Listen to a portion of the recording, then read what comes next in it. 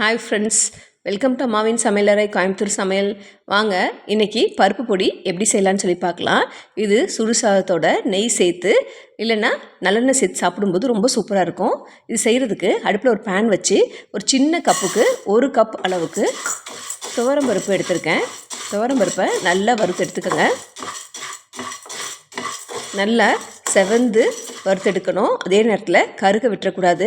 அடுப்பை சிம்மில் வச்சு கைவிடாமல் நல்லா வறுத்து எடுத்துக்கோங்க. பருப்பு வறுக்கும் பொழுது நல்ல வாசம் வரும். நல்ல கலர் மாறி ஒரு லைட் ப்ரௌன் கலரில் மாறி வரும்.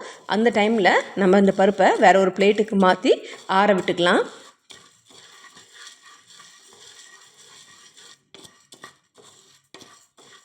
இந்தளவு வறுத்தோன்னா ஒரு பிளேட்டுக்கு எடுத்து மாற்றிக்கோங்க. ஒரு 2 ஸ்பூன் அளவுக்கு கடலைப்பருப்பு சேர்த்துருக்கேன். கடலைப்பருப்பும் அதே மாதிரி நல்ல செவக்க வறுத்து எடுத்து மாற்றிக்கோங்க. நான் சொல்கிற இதே அளவுகளோட இந்த ரெசிபியை செஞ்சு பாருங்கள். அன்னபூர்ணாவில் சாப்பிட்ற அந்த பருப்பு பொடியை விட இது ரொம்ப ரொம்ப சூப்பராகவே இருக்கும். போதும், இந்தளவு வறுத்துட்டு இதையும் ஒரு பிளேட்டுக்கு மாற்றிக்கலாம்.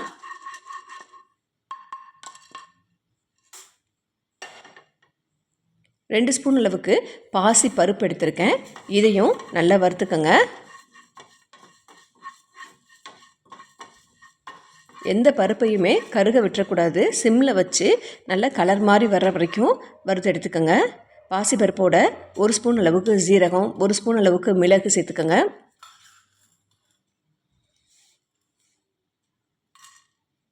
சேர்த்து நல்லா வறுத்து விட்டுக்கோங்க. இது எல்லாமே சேர்ந்து நல்லா வறுத்துக்கலாம். இதோட ஒரு கொத்து கருவேப்பிலையும் சேர்த்துக்கோங்க.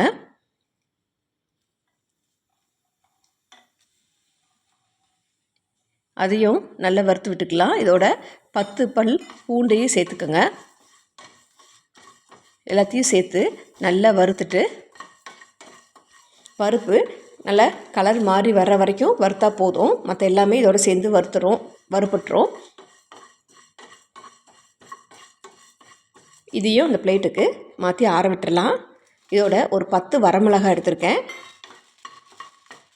வரமிளகா வெறுமனையாக சட்டியில் போட்டு வறுத்தோன்னா காரல் வரும், நெடி வரும். அதனால் அதோட உப்பு சேர்த்து வறுத்துக்குங்க. இதோட தேவையான இந்த பருப்பு பொடிக்கு தேவையான அளவு உப்பை இந்த மிளகாயோடையே சேர்த்து வறுத்துக்கிறேன். இப்படி சேர்த்து வறுக்கும் பொழுது நமக்கு அந்த காரல் அடிக்காது. மிளகாய் ரொம்ப நேரம் வறுக்கணுங்கிறது இல்லை, லேசாக வறுத்துட்டு மாற்றிக்கோங்க. 1 கப் அளவுக்கு பொட்டுக்கடலை எடுத்திருக்கேன். பொட்டுக்கடலையை லேசாக சூடாகிற வரைக்கும் மட்டும் வறுத்தா போதும். ரொம்ப கலர் மாறணுங்கிறது இல்லை. ஓரளவு சூடான உடனே இதையும் நம்ம மற்ற பொருள்லாம் வச்சுருக்க பிளேட்டுக்கே மாற்றிட்டு எல்லாத்தையும் ஒன்றா சேர்த்து ஆற விட்டுடலாம்.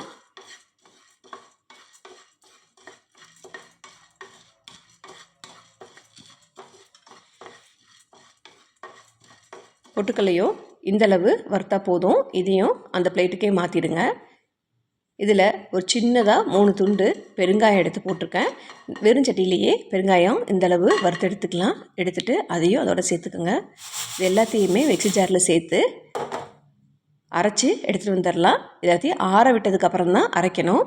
இந்தளவு கொஞ்சம் குறப்பாக அரைச்சி எடுத்துகிட்டு வந்துடுங்க.